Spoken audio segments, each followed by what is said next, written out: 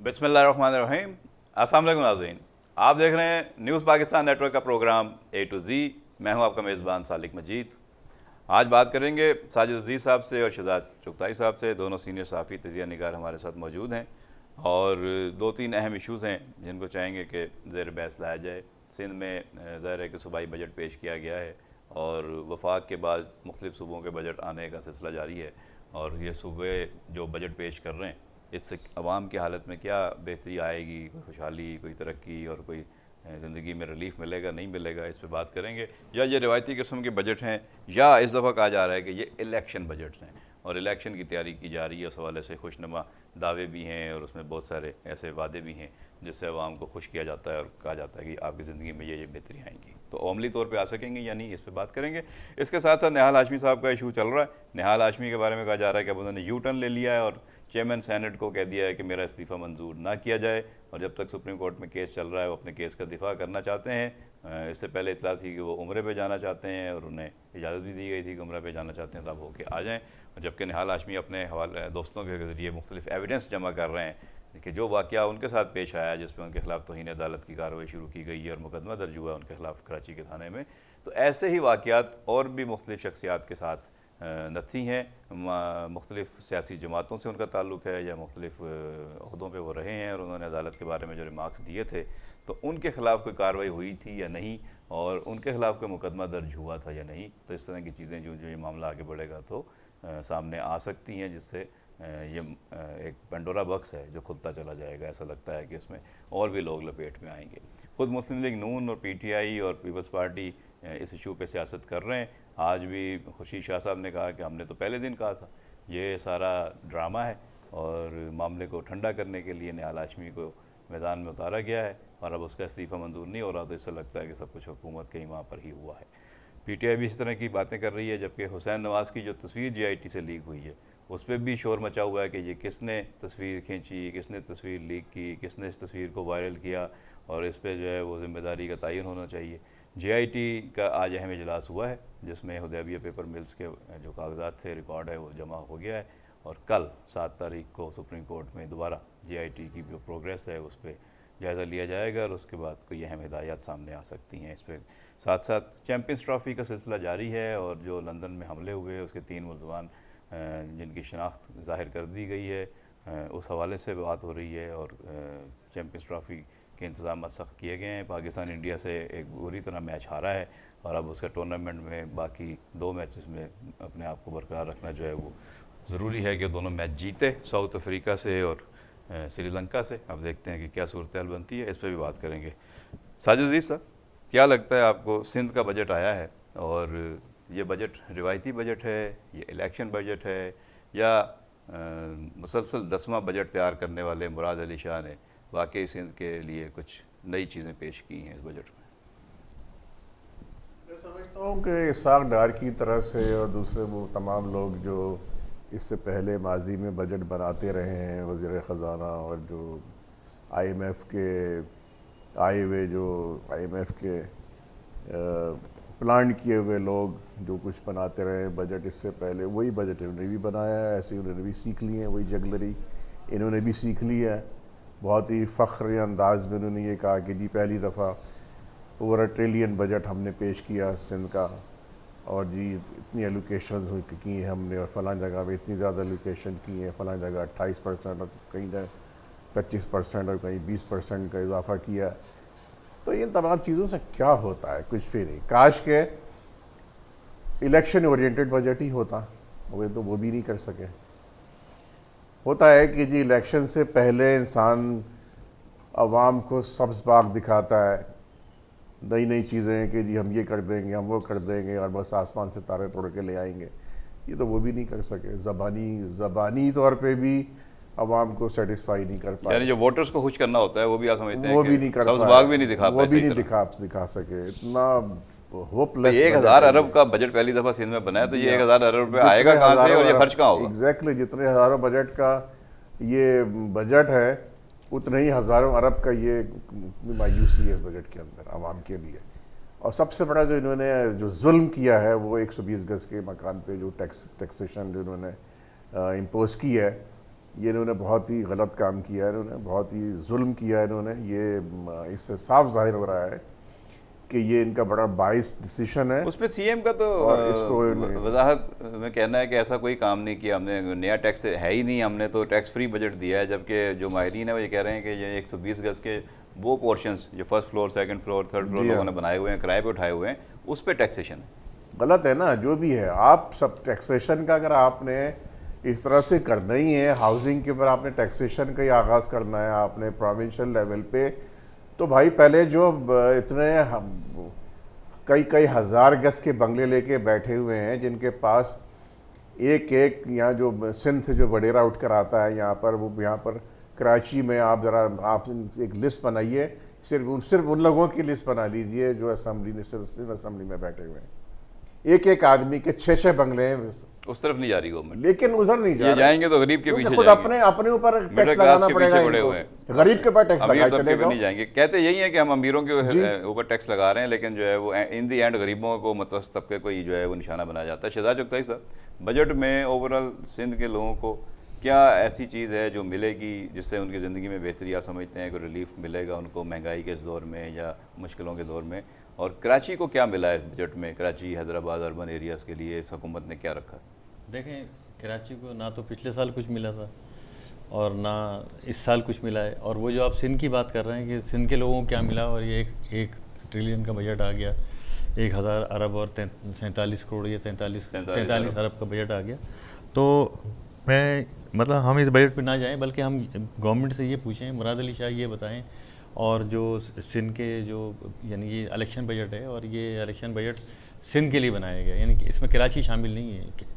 कराची में तो जैसे साजिद साहब ने बताया कि भाई कराची में तो टैक्सेशन की गई है और बंगलों पर टैक्स लगाया गया है, और बंगलों पे नहीं, गरीबों पे टैक्स लगाया गया। 120 गज मिडिल क्लास पे जो 120 गज के दो बेडरूम जो मकान होते हैं वो गरीबों के होते हैं। तो गरीबों के जो मकानात हैं, जो शाह फैसल कॉलोनी, अजीज़ाबाद, लालू खेत, लांडी, कोरंगी, ये जो यानी कि छोटे गुंजानाबाद इलाके हैं, टाउनशिप एरियाज़ हैं, गुंजानाबाद एरियाज़ हैं, और जहाँ जो है क्या कहते हैं गरीब लोग रहते हैं, और वो जो अपनी मिडिल क्लास भी वहाँ रहती है। और वो मिडिल क्लास वो नहीं है जो यानी कि पूरी दुनिया में पाई जाती है। ये हमारे यहाँ मिडिल क्लास वो है जो अपनी सफ़ेद पोशी का भरम बरकरार रखे, यानी कि अपनी इज़्ज़त जो है ना वो लेके बैठी हुई है। अब वो उस क्लास पे आपने मज़ीद टैक्स लगा दिया। फिर दूसरी चीज़ ये कि आपने कराची को तो कुछ दिया नहीं। अच्छा, कराची को अगर 10 अरब रुपए दिए, जो 10 अरब रखे हैं, तो 10 अरब वो सड़कों के लिए और पुलों के लिए और मुख्तलिफ़ जगह मरम्मत के लिए, फुटपाथ के लिए रखें। ये काम फाइनेंशियल गवर्नमेंट का है ही नहीं, ये काम तो KMC का है। लेकिन KMC चूँकि आपने KMC को आप कोई इख्तियार आप दे नहीं रहे, पैसे नहीं दे रहे, तो जो KMC काम है वो आप फाइनेंशियल गवर्नमेंट ने करने अपने खाते में डाल दिए। वो अपने खाते में डाल दिए। दूसरी चीज़ ये कि जो पिछले साल 835 अरब रुपए का बजट था, तो गवर्नमेंट ऑफ सिंध उसका हिसाब दे, उसका जवाब दे, ये जवाबदेही करे कि वो पैसे कहाँ खर्च हुए। कोई एक यानी कोई ऐसी एक सड़क बताए। कराची की मैं बात नहीं कर रहा, कराची में तारिक रोड पे एक सड़क बनी है और एक यूनिवर्सिटी रोड बन रही है, दुनिया की महंगी तरीन रोड बनी। जी हाँ, वो गवर्नमेंट ऑफ सिंध ये बताया कि उसने जो कहते हैं कि साहब इतनी सिंध में तरक्की हो रही है और सिंध में दूध की नहरें बह रही हैं और लाड़काना पे 90 अरब रुपए खर्च हो गए, तो गवर्नमेंट ऑफ सिंध अपना एक सड़क ऐसी बताए, एक इमारत ऐसी बताए कि हमने ये इमारत बनाई या हमने ये सड़क बनाई। कल तो सीएम ने अपनी तकरीर में कहा कि ये देखें, हमने मेट्रोपोल से लेके ठट्ठा तक आपको वर्ल्ड क्लास रोड जो है वो तैयार करने का मंसूबा दे दिया है और ये दिसंबर तक मुकम्मल हो जाएगा। इसके 3 फेजेस थे। हमने मेट्रोपोल से एयरपोर्ट तक, फिर एयरपोर्ट से गुलशन हदीद तक और गुलशन हदीद से गक्कड़ फाटक तक ये तो बना दिए हैं। और ये इमदाद बताफी को उन्होंने बड़ा खराज तहसीन पेश किया कि जी ये हमारे ऐसे सूबाई वजीर हैं, चैलेंज कबूल किया। देखें दुनिया कहाँ जा रही है, 6 रोया सड़कें बनाई, दुनिया कहाँ से कहाँ पहुँच गई, और हम अब तक हम सड़कें नहीं बना सके। यानी कि कराची मेगा सिटी कहलाता है, 3-4 करोड़ की इसकी आबादी है, इतना बड़ा शहर कहलाता है, पाकिस्तान को सबसे ज़्यादा रेवेन्यू देता है, तकरीबन 100 अरब डॉलर की ये दौलत सालाना पैदा करता है। पूरा मुल्क जो है कराची में पलता है। पूरे सिंध का जो 1043 अरब का बजट है, ये पूरा रेवेन्यू कराची का है। तो कहने का मकसद ये कि ये इस मेगा सिटी में अब तक सड़कें ही नहीं बन सकी। यहाँ पर जो है कि यानी कि चीफ मिनिस्टर हाउस के सामने सड़क नहीं बन सकी, यहाँ पे जो है क्या कहते हैं गवर्नर हाउस के सामने सड़क टूटी हुई है, वही सड़कें सीवरेज लाइनें नहीं है, यहाँ सीवरेज लाइनें नहीं है, स्ट्रॉम वाटर ड्रेन नहीं है। तो मेरे कहने का मकसद ये है कि आप तरक्की की क्या बात करते हैं, आप खड़े कहाँ पर हैं कि आपके शहर के अंदर जो है अब तक सीवरेज लाइनें जो इस वक्त पड़ी हुई वो सब टूटी फूटी हैं और वो उबल रही हैं, आपके यहाँ सड़कें टूटी हुई हैं, आपके यहाँ फुटपाथ टूटी। अच्छा, मज़े की बात ये है, आप दोनों से ऐसे कमेंट चाहूँगा कि मुराद अली शाह ने तकरीर के आखिर में कहा कि जनाब मैं सैयद कायम अली शाह साहब का जो एक्स चीफ मिनिस्टर हैं इनका बड़ा शुक्रगुजार हूँ, इन्होंने हमेशा हर में जो है वो गाइडलाइन इन्होंने मुझे दी, इन्होंने हौसला दिया और इनकी शानदार कारकर्दगी है जिसकी वजह से पीपल्स पार्टी जो है वो आगे आ रही है। तो अब ये बताएं कि ये कौन सी शानदार कारकर्दगी शर्म आनी चाहिए जिसकी बुनियाद पर ये आज 10 साल बाद सड़कें ही नहीं बनी। शर्म आनी चाहिए। जिस फर्द को वो अपना वो कह रहे हैं कि जी मेरे मेंटोर हैं वो, कि जी इन्होंने शानदार कारकर्दगी, उनके बारे में आप सुन लीजिए कि मरहुमा बेनज़ीर ने बहुत ही दुरुस्त अल्फाज में, बहुत ही सख्त अल्फाज में ये कहा था कि ये शख्स नाअहल है, या आइंदा किस पीपल्स पार्टी में और पीपल्स पार्टी की हुकूमत की किसी पोस्ट के लिए ये अहल नहीं है, इसको करीब भी नहीं आने देना आइंदा से। और बहुत ही शदीद कौन में गुस्से का इजहार किया था और बहुत ही सख्त सुनाई थी। ये बातें पीपल्स पार्टी की क़यादत से हुई थी कि फिर आपने क्यों चीफ मिनिस्टर बना दिया जब बेनज़ीर ने उनको हटाया था? सुनिए, तो आपने क्यों बनाया? बेनज़ीर ने उनको खुद सदर भी तो बना दिया था मुस्लिम इसका पीपल्स पार्टी सिंध का। उसके बाद की बात कर रहा हूँ मैं कि उसके बाद उन्होंने ये कहा है कि जी ये शख्स नाअहल तरीन आदमी है, ये किसी भी मामूली सी पोस्ट का भी अहल नहीं है, इसको करीब भी नहीं आने देना आइंदा। बल्कि ये भी कहा था कि लात मारी थी बेनज़ीर ने, और आज वही उसी शख्स को जरदारी साहब ने 8 साल वज़ीर आला बना के रखा। जाहिर है कि इस तरह का आदमी, नाअहल आदमी चाहिए था ना इनको। तो और अगर वो बहुत कामयाब होते तो फिर उनको हटाया क्यों जाता, फिर मुराद अली शाह को लाया क्यों जाता? तो मुराद अली शाह साहब जो हैं वो जिस आदमी को अपना वो बता रहे हैं कि जी मेरे उस्ताद ही समझ लें, और सीएम ने जब ये कहा तो पूरी पीपल्स पार्टी ने डेस्क बजाया जनाब, वहाँ पे जबरदस्त उनको खराज तहसीन पेश किया गया। मैं तो यही कहूँगा ना कि जो शख्स 7-8 साल भंग पी के सोता रहा सीएम हाउस में, उसकी तारीफें की जा रही हैं आज, तो अब आप अंदाज़ा लगा लीजिए कि इंसाफ की परफॉर्मेंस क्या होगी। शहजाद जी आप भी इस पर कमेंट दे दें तो मैं ब्रेक पे जाऊँ। देखिए जी, मैं ये कह रहा हूँ कि पीपल पार्टी ने तकरीबन ये 8 साल 10 साल हो गए पीपल पार्टी को सिंध में हुकूमत करते हुए। तो 8-10 साल में पीपल पार्टी ने, मतलब कराची की तो आप बात ही छोड़ दें, कराची को दिया नहीं दिया। मुझे पीपल पार्टी ये बता दे कि सिंध के 29 डिस्ट्रिक्ट हैं, 29 डिस्ट्रिक्ट को पीपल पार्टी ने क्या दिया? एक मॉडल सड़क बता दे एक किसी डिस्ट्रिक्ट में कि इस डिस्ट्रिक्ट में हमने ये मॉडल सड़क बनाई। एक हॉस्पिटल बता दे कि हमने ये हॉस्पिटल बनाया। एक बिल्डिंग बता दे, इवन सरकारी बिल्डिंग बता दे कि हमने ये सरकारी बिल्डिंग जो है बड़ी शानदार बनाई, या ये स्कूल। यही सवाल उनसे लोग करते हैं कि जी कोई एक यूसी बता दें मॉडल पूरे सिंध में जो आपने कहा हो कि हमने इसको सही कर दिया है, उसको जो है वो आइडियल बना दिया। आज ही खबर आ रही थी कि हैदराबाद में बड़ा बुरा हाल है, वहाँ पे दिल के जो अमराज के जो हैं मरीज़ हैं उन बेचारों के लिए वहाँ डॉक्टर नहीं है, मशीन नहीं। पूरे इंटीरियर में ये जो हार्ट डिजीज़ का कोई हॉस्पिटल नहीं है पूरे इंटीरियर में। अब उन्होंने जो अदीब रिजवी साहब ने वहाँ पे वो सीयूट का और उसका शुरू कर दिया, SIUT का शुरू किया है। अच्छा, फिर ये कि वो जो महर हैं उन्होंने वहाँ यूनिवर्सिटी बनाई है, मेडिकल यूनिवर्सिटी उन्होंने बनाई है। एक पूरे सिंध के अंदर जो है ना ख़वातीन की यूनिवर्सिटी थी, नवाब शाह मेडिकल कॉलेज था, ख़वातीन का मेडिकल कॉलेज था।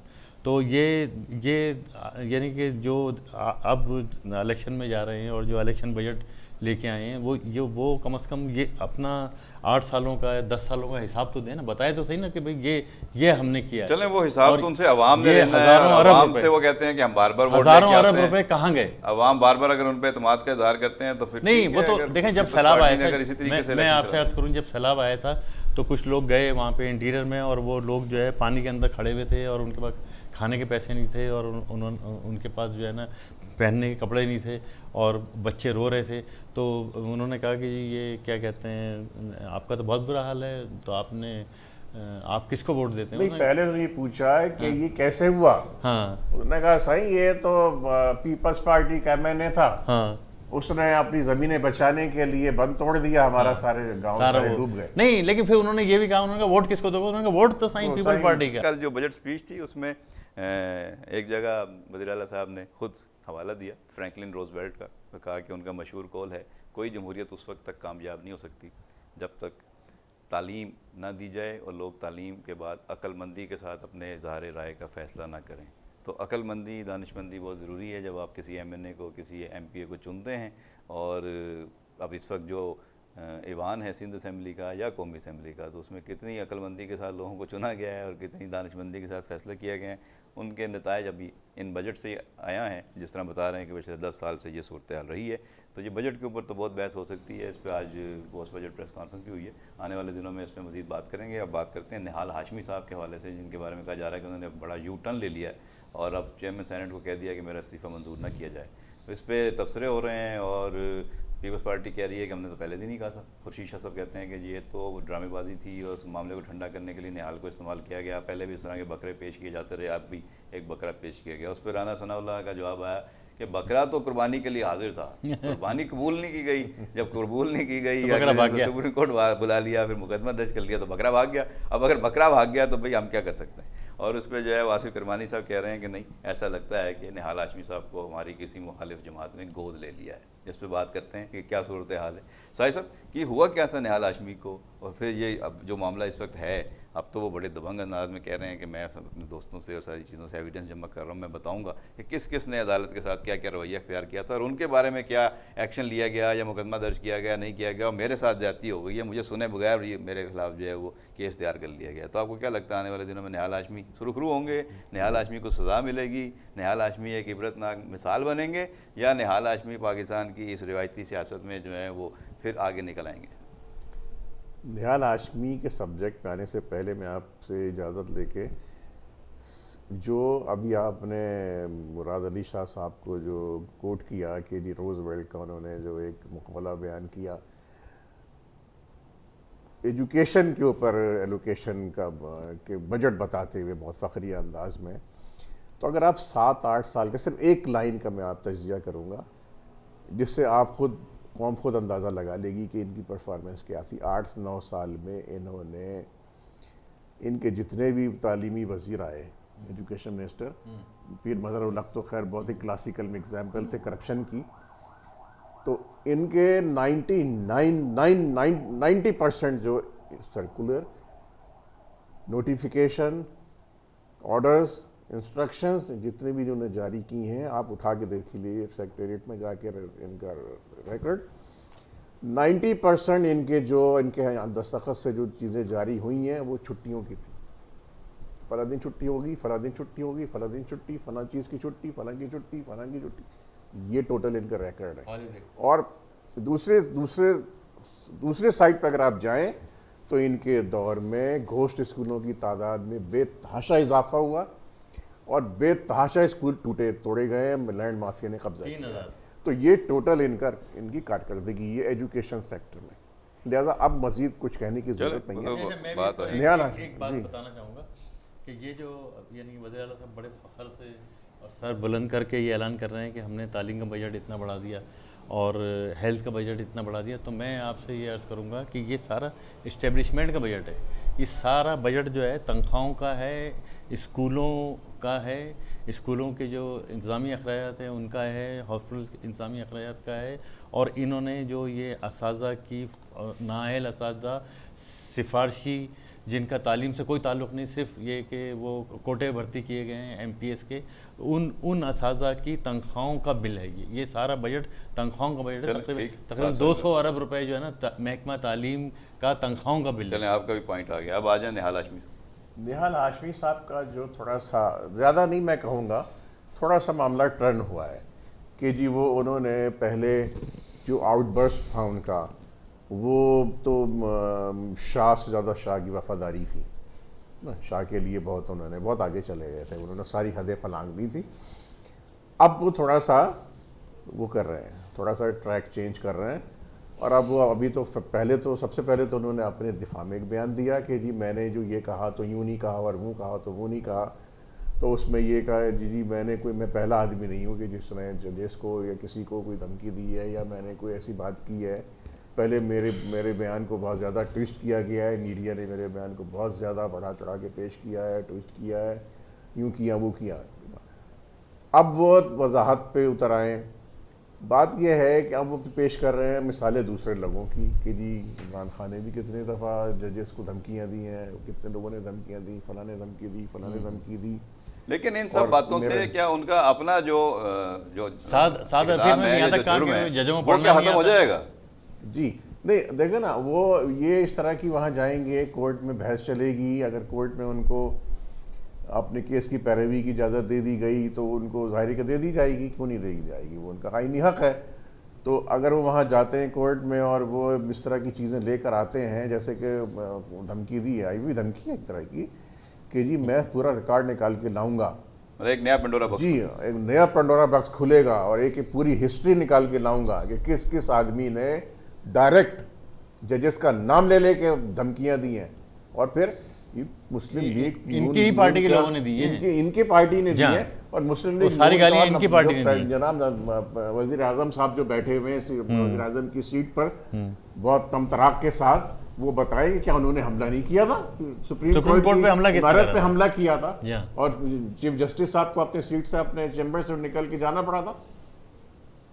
इस बात का खौफ हो गया था कि कहीं मारेंगे नहीं, जजों को मारने के लिए दौड़े थे। तो कल चौधरी शजात ने दोबारा वो पुरानी यादें ताज़ा की और बुखारी का वाक़या पूरा बयान किया, फलांग के सुप्रीम कोर्ट के ऊपर हमला किया था इमारत के ऊपर। तो इससे ज़्यादा अब ये इन्होंने जो कुछ बातें की हैं, इसमें कोई ऐसी खास बात तो है नहीं। इससे निहाल हाशमी के केस को क्या फायदा होगा, नुकसान होगा? मैं ये समझता हूँ कि निहाल हाशमी का केस बहुत कमज़ोर है। अच्छा, एक बात और सामने आई है कि निहाल ने ये भी कहा है कि अब कोई वकील मेरा केस लेने के लिए तैयार नहीं है, इतना माहौल जो है वो ऑफेंड हो गया मेरे बारे में। वही तो मैं कह रहा हूँ, सोशल बाइकाट हो गया ना मेरे साथ इंसाफ। मैं कह रहा हूँ कि एक आदमी के साथ आपने ऐसा सोशल बाइकाट कर दिया, उसको लायर गेट से जाने से रोक दिया आपने जनाब, वो कोई वकील उसका केस नहीं लड़ रहा, वो यानी कि कानूनी तौर पर वो अकेला, सियासी तौर पर वो अकेला, समझे, समाजी तौर पे वो अकेला कहीं जा नहीं सकता, किसी से मिल नहीं सकता, हर आदमी उसका गिरबान पकड़ेगा, मुंह नोचेगा। तो मेरे कहने का मकसद ये कि अब उसके बाद तो आखिरी सहारा रह गया, वो सेनेटरशिप रह गई कि उसके वो जरिए अपना दिफा। तो ने कहा कि भाई मेरी तो रोजी रोटी वकालत है,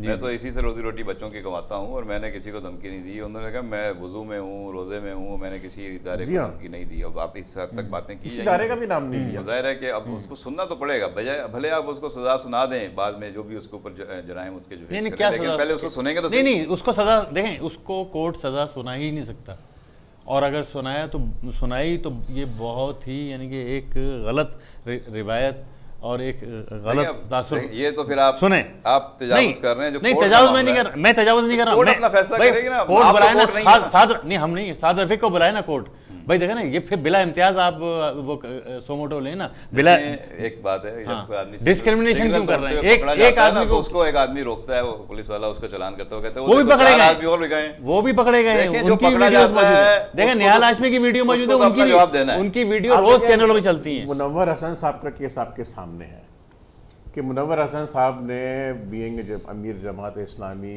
जो भी उन्होंने बातें की थी, अब ये एक अलग बहस है कि वो सच थी नहीं थी, ये मतलब उन्होंने बातें की थी, उसके बाद उनसे और सच ही हर चीज़ रिकॉर्ड पे है। उसके बाद उनसे ये कहा गया कि जी वो माफ़ी मांगे, उन्होंने कहा जी मैं माफ़ी नहीं मांगूंगा, मैंने जो कुछ कहा सच कहा, बरहक था, मैं माफ़ी नहीं मांगूंगा। उन्होंने माफ़ी नहीं मांगी, तो क्या हुआ?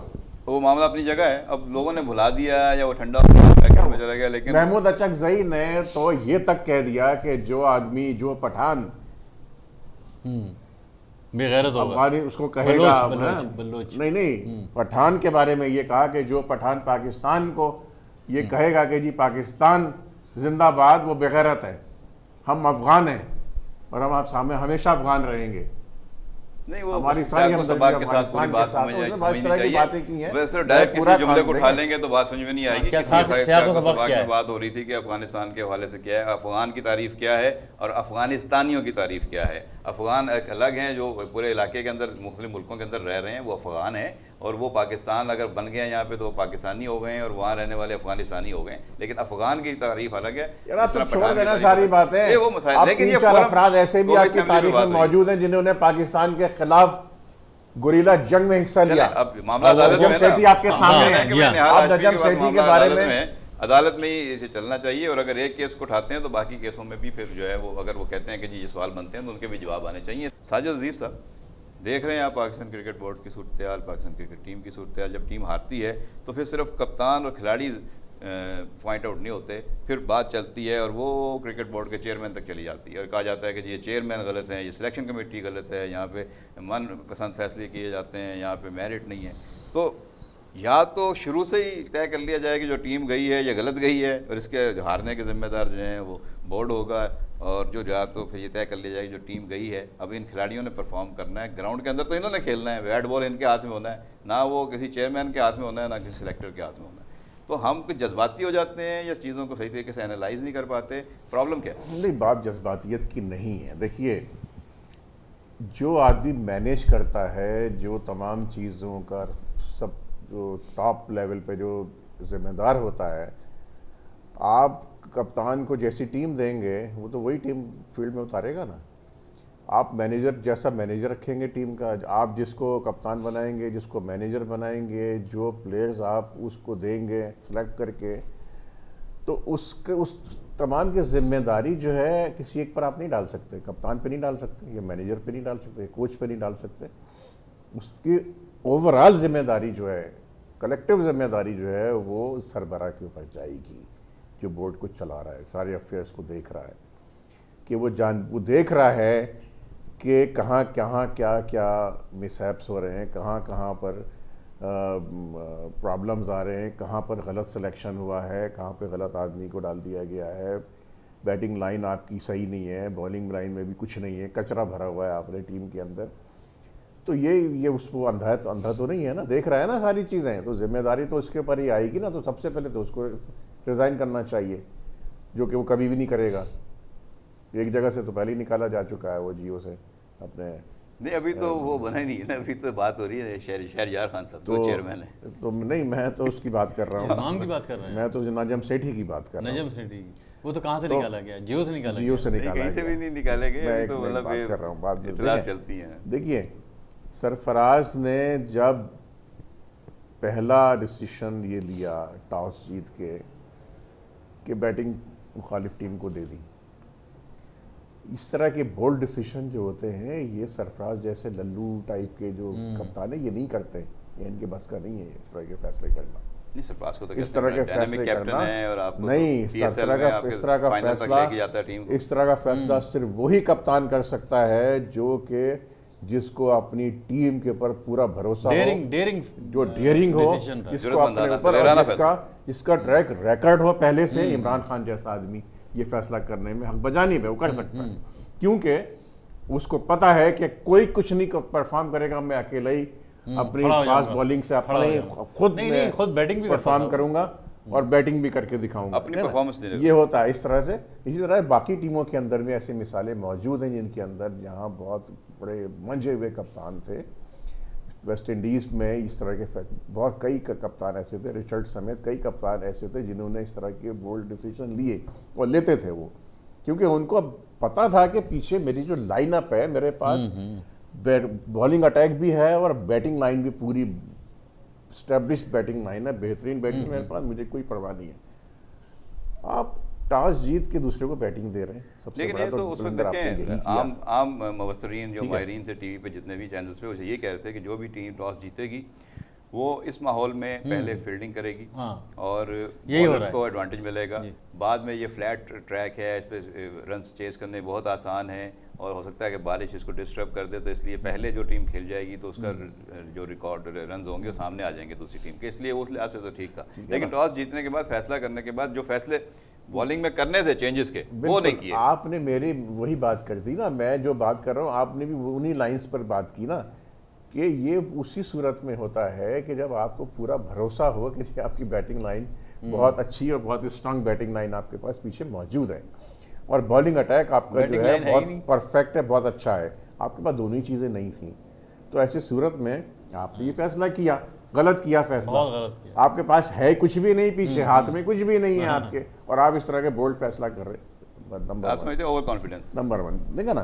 दूसरी बात जो मैं असल बात जो मैं करना चाह रहा हूँ, बात ये है कि बहुत सारे लोगों ने ये बात की है और ये सीना गज़ट भी है कि जी जब भी पाकिस्तान इंडिया का मैच होता है तो पाकिस्तान का हारना मुकद्दर होता है। ये तो नहीं, आप आज तक लिख तो लें। पाकिस्तान का रिकॉर्ड इंडिया से अच्छा है, हमने नहीं, ज़्यादा मैच जीते हैं, तो नहीं, ये नहीं, तो जो कह रहा है आप गलत ही कह ज़्यादातर रहा है। मैच हारे हैं। क्यों नहीं, हमने पिछले 10 वो साल में internationally बड़े भी- टूर्नामेंट्स में पिछले हमने बड़े पिछले टूर्नामेंट सालों में में एक मैच जीता है चाहे आपने वो चैंपियन हॉकी ट्रॉफी हो में। ना, कि चाहे हॉकी हो चाहे क्रिकेट हो, आप उठा के रैकेट उठा हाथ के पैर देख फूल लें जाते पिछले 5-6 साल में हाथ पैर नहीं फूलते, हाथ पैर नहीं फूलते। गवर्नमेंट का, इंडियन गवर्नमेंट का प्रेशर होता है पाकिस्तान गवर्नमेंट के ऊपर कि इनको कि अगर आप मैच जीता। नहीं हारा हाँ। तो फिर ये भी हो सकता है, ये भी हो सकता है, ये भी हो ये सकता बात है। सही कर रहे हैं। ये तो है सारी वो ये बातें बातें जो, की जा रही हैं जो कि मैं भाई, मुखालिफिन 2011 करते हैं, वर्ल्ड कप में इस यही तरह हुआ की ना। कोई बात देखें, नहीं है। जो मैं एक बात मैं जो ठीक है, आपने एक बात कर दी, एक सोच है लोगों का, सोच है 2011 लोगों के की। वर्ल्ड कप लेकिन में क्या यही ना हुआ। तो हमारे सारे खिलाड़ी जो हैं वो बिके हुए हैं, और कि ना बहुत सारे सारे- हमारे खिलाड़ी जो हैं वो ऐसा बहुत है कि सारे- जो पाकिस्तान के खिलाफ खेलने जाके और वहाँ पे जानबूझ हारने के लिए कोई हमारी टीम नहीं जाती वहाँ पे, ऐसा कभी नहीं होता। कोई एक दो खिलाड़ी हो सकता है कि आपके जो है वो दबाव में आ गए हों देखिए, या कुछ कर वो- लिया आप हो। अभी आपने ये बात कही ना कि हारने के लिए हमारे प्लेयर नहीं जाते, जबकि पूरी इस वक्त आप अगर इसका भी रिकॉर्ड उठा के देख लें, सबसे ज़्यादा मुकदमे भी आपके प्लेयर्स के खिलाफ हैं, मैच फिक्सिंग के, जुआ खेलने के। तो दुनिया के सारे खिलाड़ियों के खिलाफ बने हुए हैं, सबसे ऐसा ज्यादा नहीं है। सबसे ज्यादा केसेस दुनिया का जो सबसे बेस्ट कैप्टन था इस जमाने में हंसी करोनी है, उसके खिलाफ केस निकला है, सबसे ज्यादा उसने किया ऑस्ट्रेलियंस के खिलाफ निकला है, आज भी आप आईसीसी में उठा के देख लें, आपके प्लेयर्स के खिलाफ सबसे ज्यादा केसेस चल रहे हैं आज भी। पाकिस्तान को टारगेट किया जाता है, पाकिस्तान के खिलाड़ियों के खिलाफ साजिश की जाती है, जाल बिछाए जाते हैं, ट्रैप किए जाते हैं, नए बच्चे होते हैं हमारे, उनको इस तरह आप जो है इस तरह की चीजों में उलझा लेते हैं। दुनिया के जो बेस्ट खिलाड़ी थे वो इस बैटिंग में रहे हाईएस्ट हैं। नंबर ऑफ प्लेयर्स जिनके खिलाफ कार्रवाई हुई है, हर खिलाड़ी। सजा दी गई है बाकायदा, नहीं, जिनका हर कैरियर खिलाड़ी। तबाह कर अच्छा, दिया अभी हम वो चैंपियंस ट्रॉफी से हट पाकिस्तानी। जाएंगे। शहजाद अख्तर साहब, पाकिस्तानी। पहले तो ये बताएं कि जो टीम गई थी हमारी इंडिया से मैच खेलने, लोग कह रहे हैं कि जी इन दोनों टीमों का कोई मुवाजना नहीं था और पाकिस्तान की टीम एक नई टीम थी, नया कैप्टन था, पाकिस्तान के पास उतनी स्ट्रेंथ नहीं थी बॉलिंग और फील्डिंग और बैटिंग में जितनी इंडिया के पास थी। तो अगर इंडिया इतने बड़े मार्जिन से जीता है तो ऐसा ही होना था, आप चाहे पहले बैटिंग करते चाहे बाद में बैटिंग करते। साजिद साहब भी ये कह रहे हैं कि पीछे कुछ नहीं था टीम में, आपने टॉस जीत के उनको बैटिंग दे दी। तो आप क्या समझते हैं कि दोनों टीमों का अभी मुवाजना बनता ही नहीं था? एक टीम बहुत अच्छा परफॉर्म करती आ रही है और हम 8वें नंबर की टीम है, तो हम 8वें नंबर की टीम आखिर क्यों है? इसीलिए है कि हमारी परफॉर्मेंस नहीं है, हमारे पास खिलाड़ी नहीं है। देखिए, वो ये बात तो आपकी सही है कि ये पाकिस्तान 8वें नंबर की टीम है, मतलब ये टूर्नामेंट में 8 टीमें हैं तो पाकिस्तान की टीम सबसे नीचे है। लेकिन मैं समझता हूँ कि पाकिस्तान की टीम अभी आप देखिएगा साउथ अफ्रीका से ही बेहतर है और श्रीलंका से ही बेहतर है, बांग्लादेश से बेहतर है और इंग्लैंड से बेहतर है, मतलब खासे हमें तसल्ली दे रहे हैं। न्यूजीलैंड तसल्ली नहीं, मैं बता रहा हूँ, या आप fact रिजल्ट बता रहे देखिए, मैं अर्ज कर रहा हूँ ना।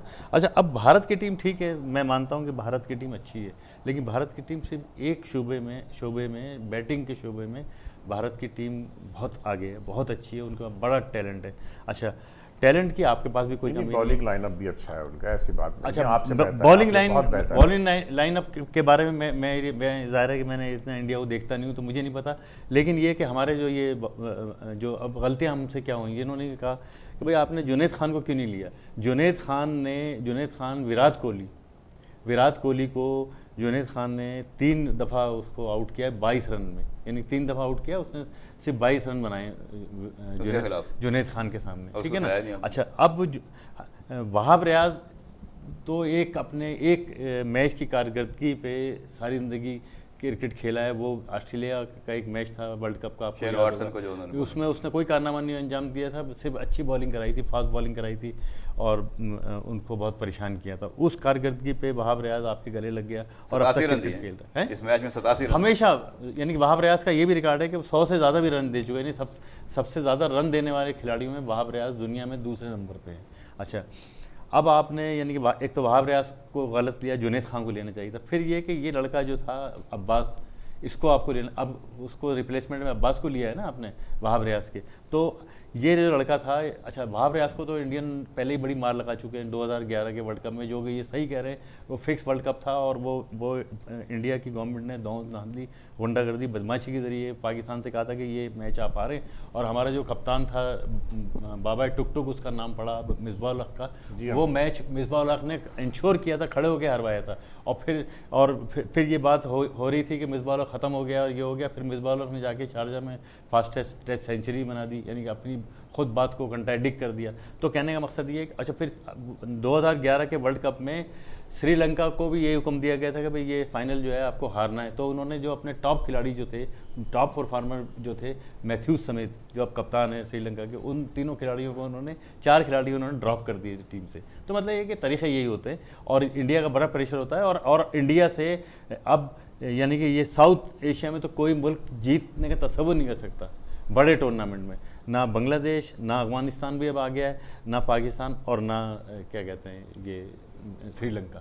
तो कहने का मकसद ये कि ये तो अब वर्ल्ड कप में प्रेशर ठीक ठाक आ गया है कि ये बड़े मुल्क से, इंडिया से कम से कम आप नहीं जीत सकते। वो पॉलिटिकल प्रेशर भी आता है, वो पैसों का प्रेशर भी आता है। और पाकिस्तान की क्रिकेट की जो तबाह किया ना, वो एक जासूस है जो नजम सेठी, जो जासूसी के इल्ज़ाम में बाकायदा 3 मरतबा गिरफ्तार हो चुका है और उसके कोर्ट मार्शल के ऑर्डर हो चुके हैं। और उसको नवाज शरीफ जो जिन्होंने इनको बनाया 37 पंचर दे तो आपने 37 पंचर लगाने की इन्होंने जासूस कहा, बल्कि ये तो एक मुस्लिम लीग की रहनुमा भी है, ये जासूस भी है, जासूस भी है, मुस्लिम लीग की रहनुमा भी है, तज्जिया करता है। मतलब हम अपना प्रोग्राम प्लेटफॉर्म इस तरह तो इस्तेमाल नहीं कर सकते कि बगैर सबूत के आप किसी के खिलाफ जो मर्जी इल्जाम लगा दें। नहीं, बगैर सबूत के भाई आप मुस्लिम लीग के रहनुमा हैं यार, आप मुस्लिम लीग के कोटे पे, मुस्लिम लीग के कोटे पे आप जो है वो सरबराह बने हो, एग्जीक्यूटिव बोर्ड के चेयरमैन बने हो, मुस्लिम लीग के कोटे पे मुस्लिम लीग के लीडर आप हैं और आप बैठ के एक चैनल पे गैर जाने जाना तबसरा करते हैं। सदर और यहाँ पे जो है वो पीसीबी को हेड करने वाले, ये वो कहते हैं कि ये एडमिनिस्ट्रेटिव पोस्ट होती है, इसका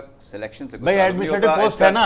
11 खिलाड़ी जिन्होंने ग्राउंड में जाके खेलना, उनसे कोई ताल्लुक नहीं होता। आपने एक बेस्ट अवेलेबल टैलेंट चुना, आपने 15 रुकनी स्क्वाड भेज दिया किसी भी टूर्नामेंट में खेलने के लिए, वहां पे कप्तान और मैनेजर जो भी आप आइडियल बात कर रहे हैं, उन्होंने जाके खेलना है। आप आइडियल बात कर रहे हैं और ये सूरत हाल सिर्फ नूर खान के जमाने तक थी। नहीं, अब भी है, क्यों नहीं है? अगर सरफराज आपका कैप्टन है, आपने एक दिलेर बंदे को कप्तान बनाया है, तो सरफराज जाके अपनी गेम खेलेगा ना, या सरफराज वहां पे फोन तो नहीं सुन रहा ग्राउंड में बैठ के मुझे क्या करना है? 1% भी इत्तेफाक नहीं करूंगा। आज करना है हाल नहीं है, अगर ये सूरत हाल होती तो पाकिस्तान को इतनी दर पे शिकस्तें नहीं होती। अभी एक साल पहले आपकी नजम सेठी की यही टीम दुनिया में नंबर 1 थी टेस्ट, सारा सिलेक्शन इसी बोर्ड ने इसी नजम सेठी के दौर में नंबर 1 थी आपकी टीम, कोई कोचिंग नहीं है। अगर आप कहते हैं कि आप कोच तो लैपटॉप लेके बैठा हुआ है, वो कोचिंग नहीं है। टीम नंबर 1 थी टेस्ट रैंकिंग में, इसी मिसबाह के दौर में थी, कोई सिलेक्शन कमेटी के दौर में थी, तो कैसे थी? टैलेंट कोई कोच नहीं है, सिर्फ नजम सेठी एक आदमी है और ये सारा ड्रामा उसका है और ये सारा फिक्सिंग का खेल है और सारा पॉलिटिकल प्रेशर का खेल है। और ये आदमी जो है क्या कहते हैं मुस्लिम लीग का लीडर है, ये जासूसी के इल्जाम में गिरफ्तार हो चुका है। भाई नजम सेठी तो आज है, पहले जो 6 वर्ल्ड कप हुए, 7 वर्ल्ड कप हुए, पाकिस्तान की टीम तो 1 वर्ल्ड कप जीती। तो आप बाकी सारे जो चेयरमैन थे फिर वो क्या करते थे? सारे जासूस थे। ये तो सारे जीत गए थे ना, ये तो जीता वर्ल्ड कप था 2011 का, तो जीता वर्ल्ड कप था यार। सुने ना, साल 2000 में आमिर सुहेल ने ये बात कही, ये परसों की बात है, उसने ये बात कही कि आखिर हमारी क्रिकेट कब तक ये नजम सेठी और तौकीर जिया और इस तरह शहरियार और इस तरह के लोगों के हाथों में यरगमाल बनी रहेगी। और ये उसने विराट कोहली के शायद नहीं सहवाग के कल की उसके कमेंट्स थे पाकिस्तानी टीम के बारे में कि कितने अफसोस की बात है कि पाकिस्तान की टीम जो है, पाकिस्तान की क्रिकेट जो है वो नजम सेठी जैसे लोगों के हाथों में यरगमाल है।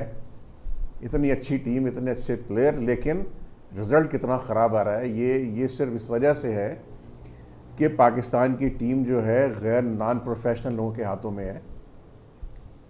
भाई शायद आफरीदी फवाद आलम जिस मुल्क में बैट और गेंद जो है मैदान में ना नजम सेठी के हाथ में होती है ना शहरयार खान के हाथ में होती है। बैट और उस वक्त अगर परफॉर्म करना है सरफराज ने करना है, कैप्टन है, उसने फैसले करने हैं, किसको बैटिंग देना है, उनके सिफारिशी खिलाड़ी है, करके देना। ये उनके सिफारिशी खिलाड़ी है, उनके ही हाथ में बैट। सिफारिशी खिलाड़ी है क्या शहजाद सिफारिशी खिलाड़ी है, क्या आपके अजहर अली सिफारिशी खिलाड़ी है, आपके जो मेन बॉलर हैं यासिर शाह हैं, ये सारी चीजें खेल रहे हैं, तो ये क्या सारे सिफारिशी हो गए? जब आप पीछे मेरिट का कत्लेआम करते हुए चले आएंगे, उसके बाद आपके पास यही प्लेयर बचेंगे जो सिलेक्शन कमेटी को करें ना। आप सिलेक्शन कमेटी को क्यों नहीं तनकीद का निशाना बनाते कि वो सिलेक्शन सही नहीं कर रहे? इसमें सिलेक्शन कमेटी है कहां से आ गया?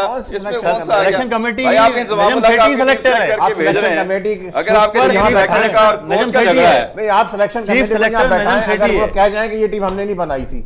एक दफा आज की बात करें ना, इस्तीफा दे दिया था, उसने कहा था ये मेरी टीम नहीं है, तो आज मैंने की बात सेलेक्ट करें। नहीं की ये टीम, मेरी टीम चेंज कर दी गई है। आज आपका नहीं, चीफ इकबाल सेलेक्टर है, कासिम ने सेलेक्टर इकबाल है। कासिम ने अभी हाँ, कहा है बहुत यार, दफा हुआ है ऐसा। इकबाल कासिम ने कहा है अभी, नहीं, तो कहना कई चाहिए। एक चीफ सेलेक्टर होना ने, कई चाहिए। चीफ सेलेक्टर ने बहुत कहा कि दफा हमारी हो टीम चुका नहीं है। है और ये किसी और की टीम है। और दूसरी बात ये कि जब आप बात कर रहे हैं ना उसकी मैच हारने की, देखें जब पहली यानी कि रात को, एक रात पहले इंडिया ने कहा कि जब हमें अगर बैटिंग मिल गई, यानी कि वो तो ख्वाब देख रहे थे कि भाई अगर काश हमें बैटिंग मिल जाए, तो उन्होंने कहा 400 रन तो रखे हैं बोर्ड पे, हम 400 रन बनाएंगे। तो जब आपने उनका जहाराना अंदाज देख लिया था, ये तो दूसरी टीमों को दबाव में लेने तो के लिए आप- बयानबाजी होती है। आपका कप्तान भी कहता कि जी हम 350 रन पे उनको नहीं, जो वो है नहीं कह बना सकता था। देंगे। देखें इंडिया वाले कह सकते थे, उसके बाद आप क्योंकि आपके मुंह में जुबान नहीं है, आप भी कह सकते हैं, क्यों नहीं कह जुबान सकते? का खेल नहीं है ये तो मैदान में दिखाने का खेल है।